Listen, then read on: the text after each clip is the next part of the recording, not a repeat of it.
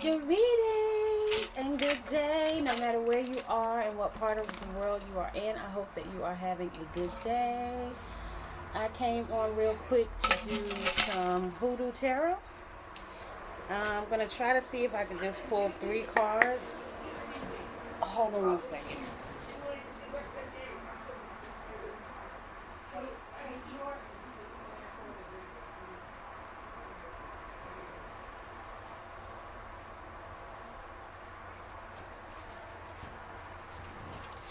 Alright, y'all, I'm back. So I did cleanse the cards with my clear quartz. So I'm just going to see if I can pull 3 cards.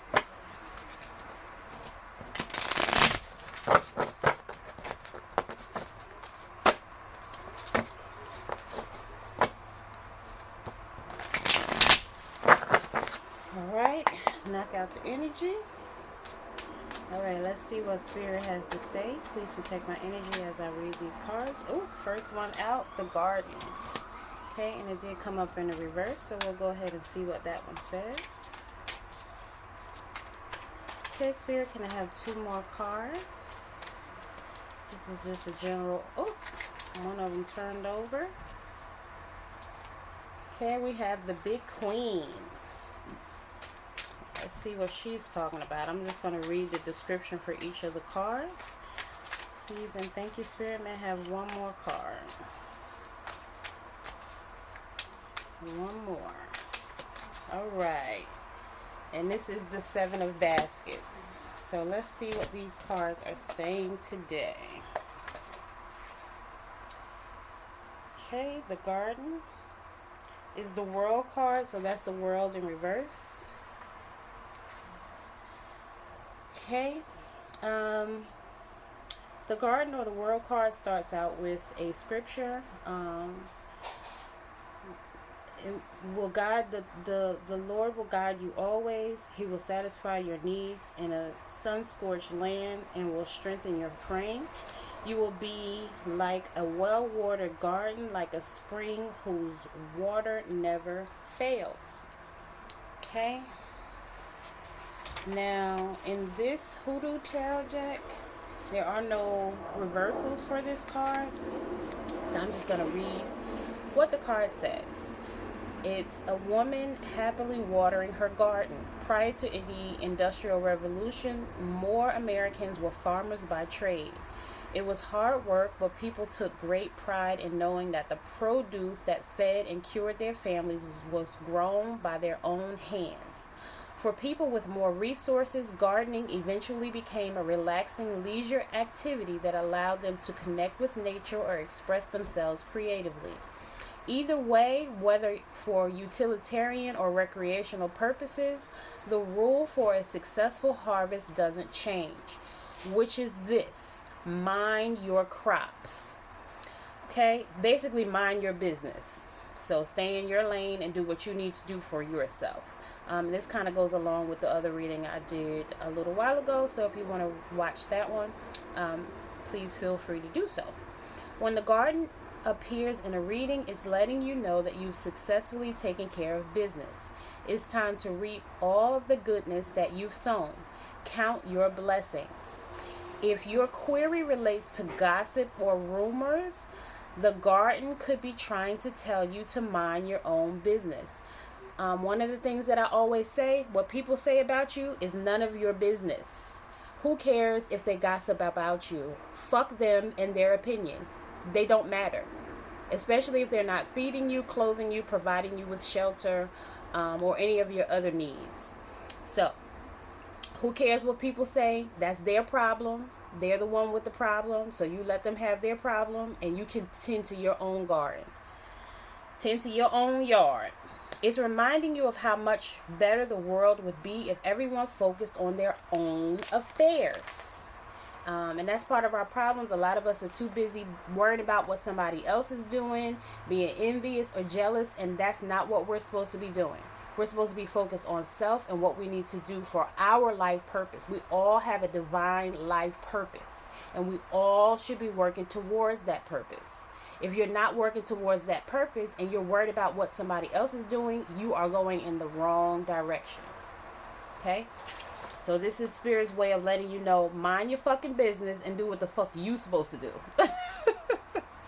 Okay? Instead of being concerned about what others are doing and how they're doing it. Again, you should not be jealous or envious of what anybody else is doing, because you should be doing your own thing. So if you're focused on what your gifts and talents are and what you were divinely given, you don't have time to worry about anybody else and what they're doing. Okay? If you receive the garden in a reading, consider the following. In what ways do you heal the world? Seriously consider the benefits of working there or joining that club. The solution has arrived. There is nothing more to seek. What makes you feel safe, grounded, and whole? Don't wait for anyone else to have a pleasurable experience. So you don't need other people to have a good life or to enjoy life. Stop and smell the roses. Again, it's like The Color Purple, the movie The Color Purple. In that movie, there is a poem that tells you to stop and admire the color purple. We're so busy sometimes worried about everything that's going on outside of us instead of focusing on the inner us and healing what we need to heal and growing where we need to grow in our own lives. We're so busy worried about what's going on in somebody else's yard. Tend to your own yard. And your yard is yourself, your inner self, your inner child healing, or whatever you need to heal from. That's what you should be focused on. Learn the art of being content. A lot of times we feel like we have to be doing something or have something going on, when really we should be sitting still, meditating, and getting quiet, and so we can heal ourselves. Okay? You made it. Now enjoy it. Okay? So that was the garden or the world card. Okay? Now it's the big queen, which is the Empress. And we know what the Empress is about. So let's go ahead and read it from the big queen perspective. Again, it starts out with a scripture. Prepare the table, watch in the watchtower, eat, drink, arise, ye princes, and anoint the shields. So we're all anointed, or we have the ability to be anointed. And we can spread that anointing to other people. So we can either speak life into people, or we can curse people. Whatever we do is up to us, but remember that karma always comes back around. So whichever you decide to do is up to you, but it will come back around to you, whether it's good or not so good. Okay? The plants. So these do all tell you a plant, and sometimes it may be a plant that you actually need for yourself to help you heal. And the plant is the Jezebel root or the Louisiana iris. The image is a Carnival Indian queen. She smiles as she displays her Black Hawk bucket. Black Hawk in 1767 to 1838 was a leader of the Sauk and Fox tribe. He was a powerful warrior who was well known for his bravery in resisting colonial encroachment on his land and way of life. A spiritualist leader from the Midwest named Mother Leafy Anderson petitioned the spirit of Black Hawk for protection in her temple. Too many spiritualists and root workers in Louisiana and beyond work with Black Hawk to ensure victory against their enemies.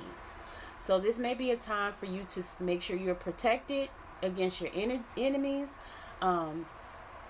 If you are religious and you want some prayers to say, you can say Psalms 27, Psalms 37, and Psalms 91. Those are all protection prayers. You may need to burn you some sage. Whatever you need to do to protect and cleanse your energy, get you a white candle, burn that, or burn another protection candle with it. Any candle that you burn, you should always burn a white one with it. Okay?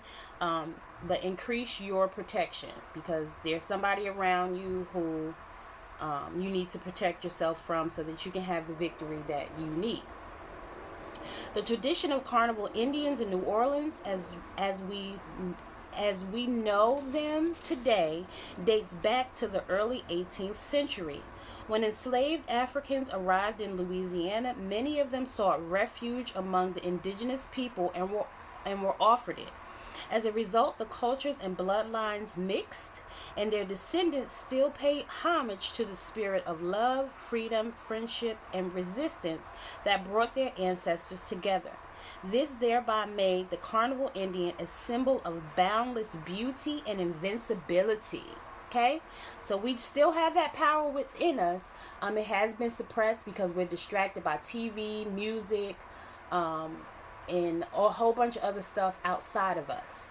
And again, it's time to tap in, meditate, and get inside yourself so that you can heal from whatever childhood traumas or past traumas that you need to heal from and have a successful life.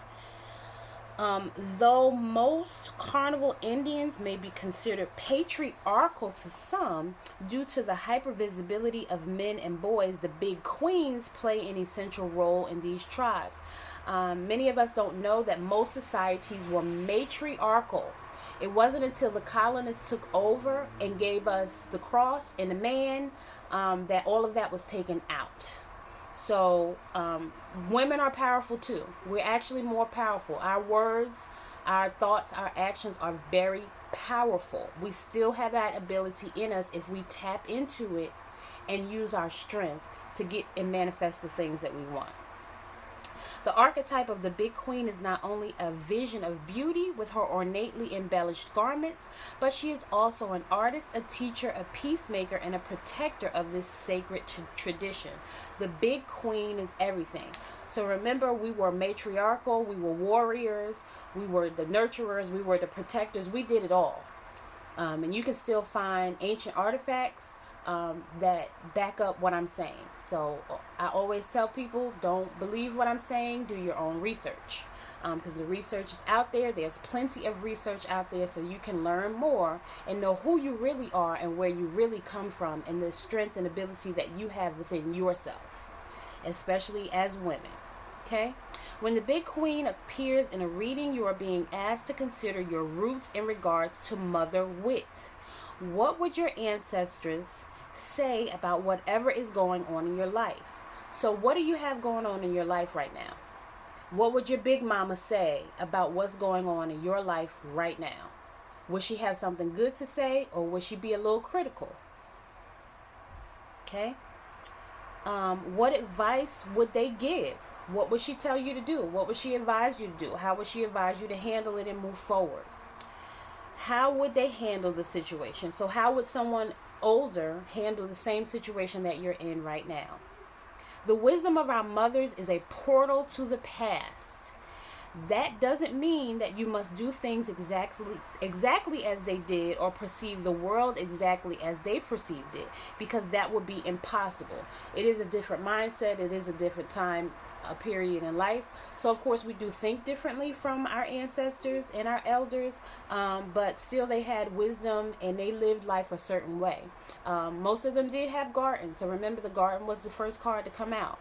So you know, whatever your garden may be, whether it's a book that you're writing, a business that you're starting, a relationship that you're starting, you need to focus on that and make sure that you're manifesting goodness and joy for yourself in that situation.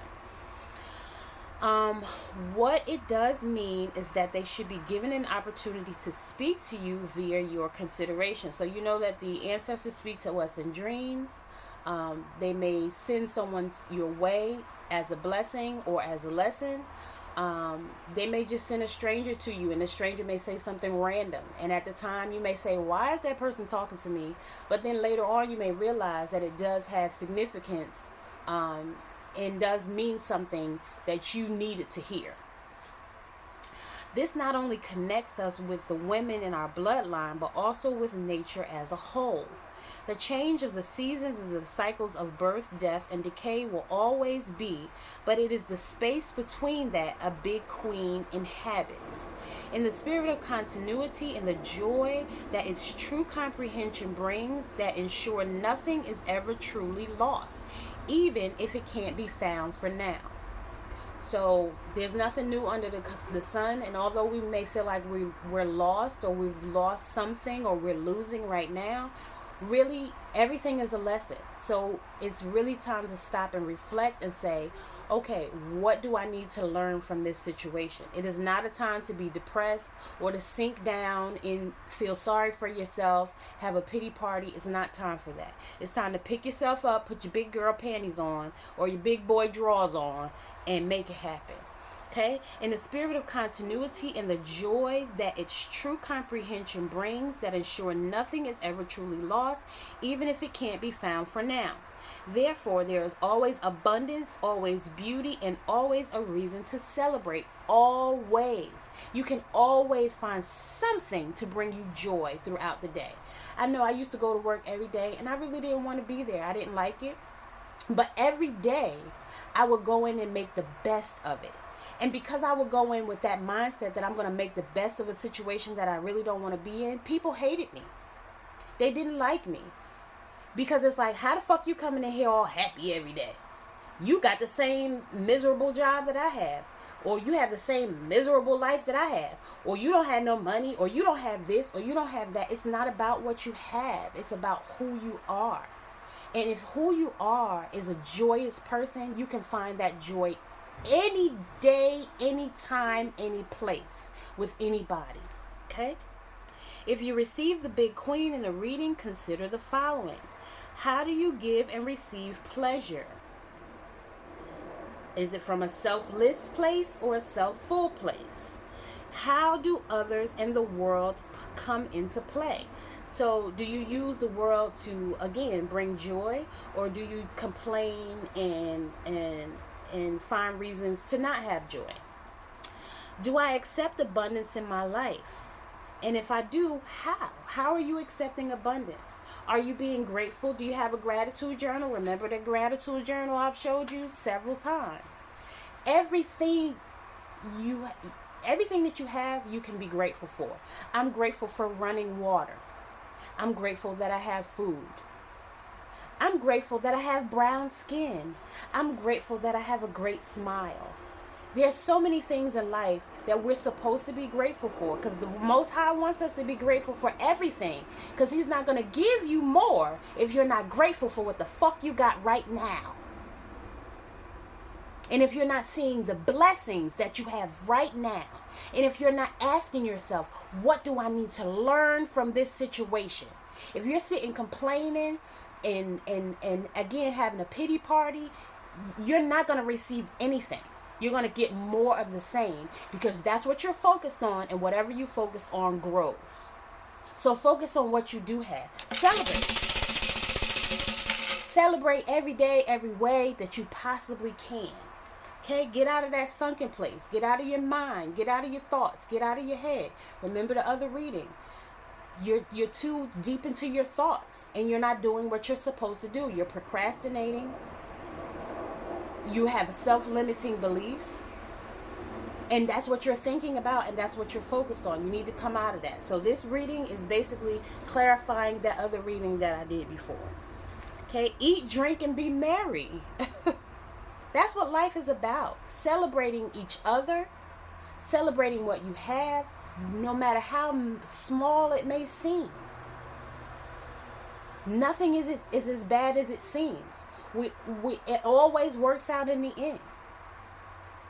So stop beating yourself up about things that you can't control right now, because it's not about control. You need to let go of that control. All that glitters isn't gold, but it sure is pretty. Again, always seeing the glass half full. Do I accept compliments for my beauty and or style with grace? I know that that's one of the things that I still struggle with. Somebody says, oh, I like so-and-so. And the first thing I say is, oh, this old thing. One of my neighbors a couple weeks ago, he said, oh, you look pretty today. And I just had on a white button-down shirt and a white swimsuit cover-up. And it was really wrinkled. So I was like, he was like, where you going? You going out? And I was like, going out? I was like, do you see how wrinkled I am? And as soon as I said that, I thought about it like, wow, when somebody gives you a compliment and you don't accept it, sometimes it makes them feel bad. So I never want to make anybody feel bad, but that's my own insecurity and my own self-doubt. Where I was supposed to say, oh, thank you, I know I look good. And not in a conceited or arrogant way, but just in a confident way. Like, yes, thank you, I appreciate you saying that. But a lot of times we don't know how to accept compliments. And again, I know that that's something that I need to work on. So if that's something that you need to work on, the next time somebody says you look good or something is good, just say thank you and smile. It's okay. I know a lot of that comes from slavery because the mothers didn't want master to know that the child was great. So it was like, okay, I don't want you to know that my child is smart or strong because I don't want you to take my child. So it's really deep rooted in our DNA to not accept compliments. And a lot of times we don't realize the things that we do, the habits that we have, how deeply rooted they are and connected to something else. Okay? What aspect of your life do you nurture most? What aspect could use more nurturing? So again, like I said before, are you practicing self-care? Are you doing your spiritual baths? Are you soaking your feet? Are you burning your candles? Are you lighting your sage? Are you cleansing your space, clearing your energy? Are you listening to good music that makes you feel good? What are you doing to take care of yourself and have healthy habits for your own self-care outside of anybody else? Some of us have husbands or wives and children, elderly parents, elderly grandparents, somebody that we're taking care of. And so sometimes we don't put that focus and attention on ourselves. But you can't be whole for someone else if you're not taking care of yourself. You'll just be a broken mess. And you'll be projecting that mess onto other people. Which family members or friends do I nurture most? Am I neglecting anyone who deserves my attention? There probably is someone that you're neglecting. And you're putting more of your attention on something or someone else. And you need to spread that out a little bit more. Because that's what the Most High wants us to do. Not be selfish with our love, but to share it with everyone. Although people think it sounds stupid. Oh, I ain't doing all of that. Ain't it. But that's what the Most High wants you to do. So you just said, fuck that. I ain't doing that shit. I don't give a fuck what nobody, Is that what you're saying to yourself? Are you that hurt and that jaded that you can't even show love to other people?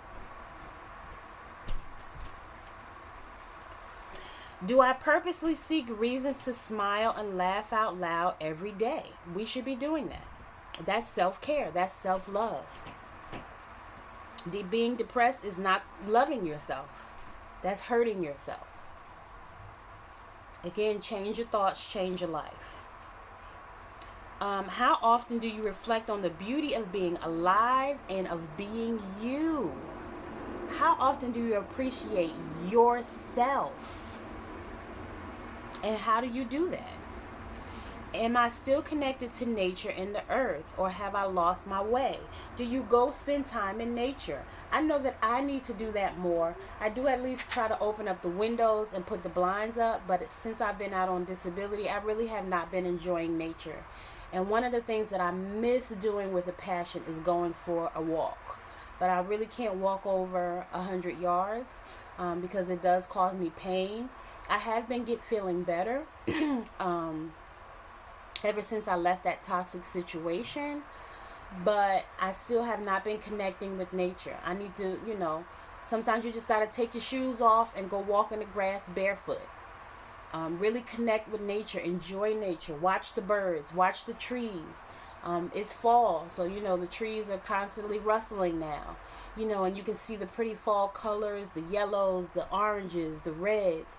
Those leaves look adorable. I do watch them while I'm driving down the street, and I do my best to appreciate nature whenever I can. But again, one of the things that I miss doing is going for walks. If you're stressed, go for a walk. I know if I'm stressed about something, as soon as my feet hit the pavement, it all goes away.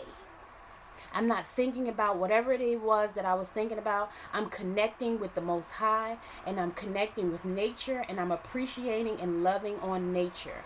And we are natural beings, so that's one of the things that we are supposed to do every day. We're supposed to connect with nature. And we're supposed to be drinking our water. So, when you drink your water, say, I love you, water. Thank you for healing me. Thank you for helping me. Thank you for being in my body. That's one of the things that we should be doing. Am I still, okay, what do I do on a regular basis to help me restore my sense of balance in a hectic world? Are you meditating? Are you practicing stillness? Are you centering yourself and being one with the Most High so you can get those uploads or downloads? You can't hear shit God is saying if you're not sitting still and listening. If you up bouncing all over the place, everywhere, doing everything, you cannot get the messages that you're supposed to get. They're going completely over your head in one ear and out the other. That's why you're sitting there being depressed and distracted, because you're not doing what you're supposed to do. Go camping. Take a walk in the park, or maybe buy a plant or 3. Again, connecting with nature. I talk to my plants. Some people think it's strange, but who cares? Because this is, again, about your connection with spirit and your connection with nature. So if people think it's strange, who cares? What people think about you is none of your business. Let them think whatever they want to think. If they choose to stay disconnected from the Most High, that's their choice. That's their karma.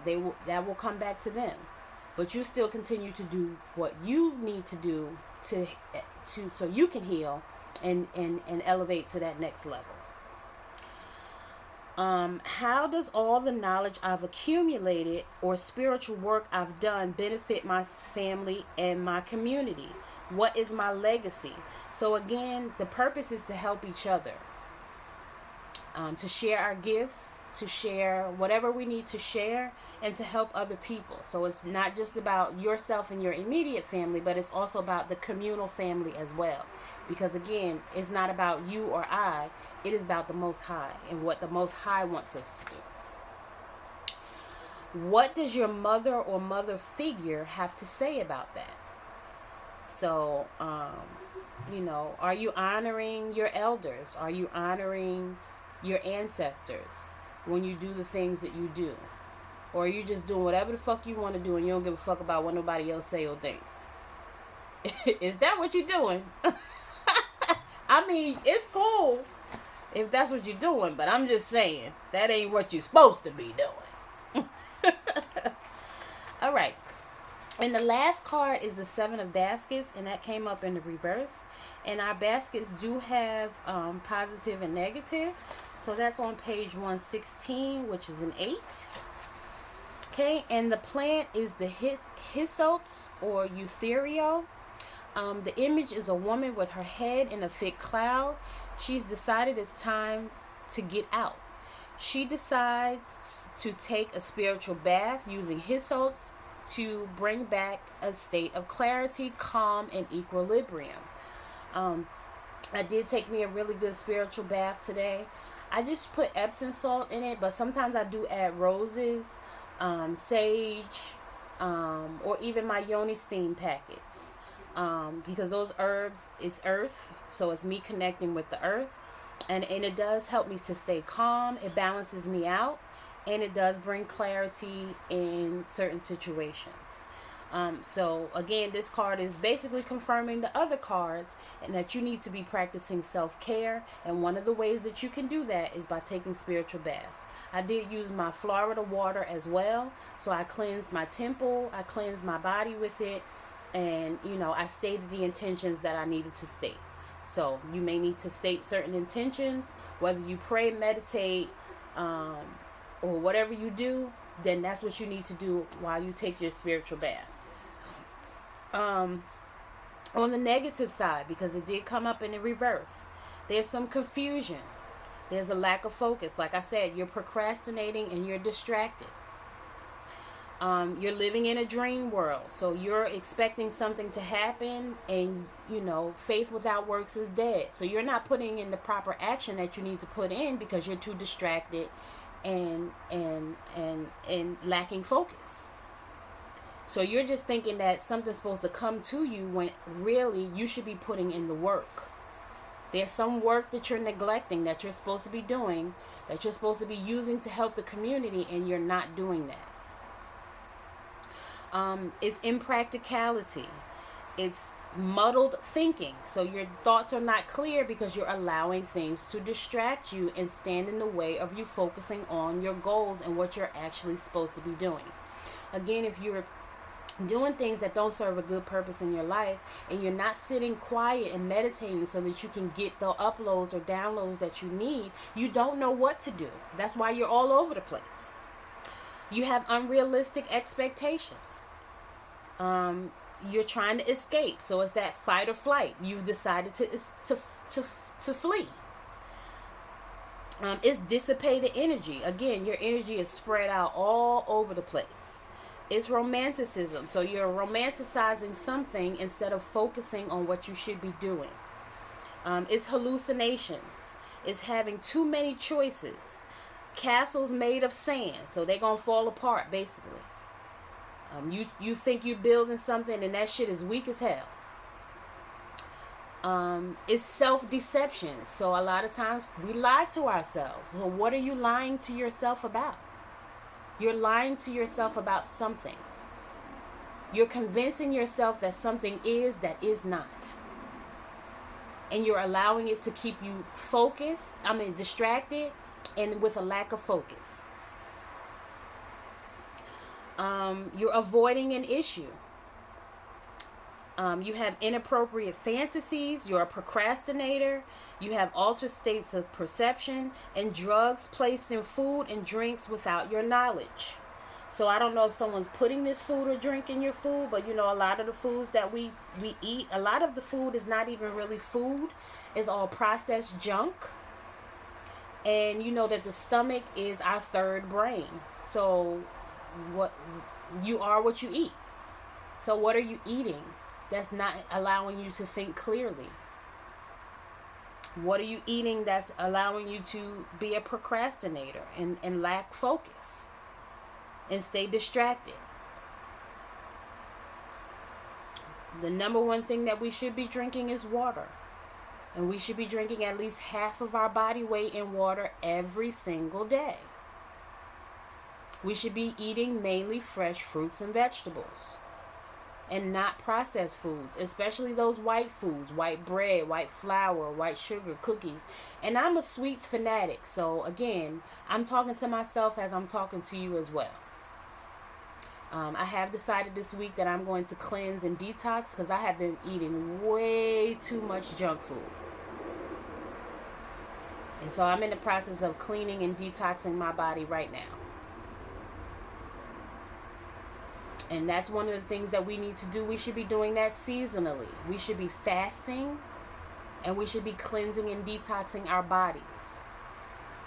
And most of us don't do that as often as we are supposed to, if at all. So what's on your brain stomach? Is it cookies, cakes, candy?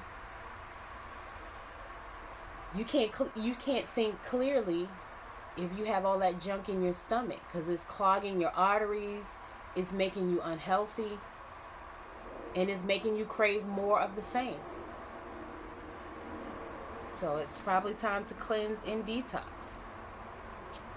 Again, if this is something that you're eating on your own, or somebody's putting something in your food, remember to keep yourself protected. If you need to return to sender spells, then do that, if you know how.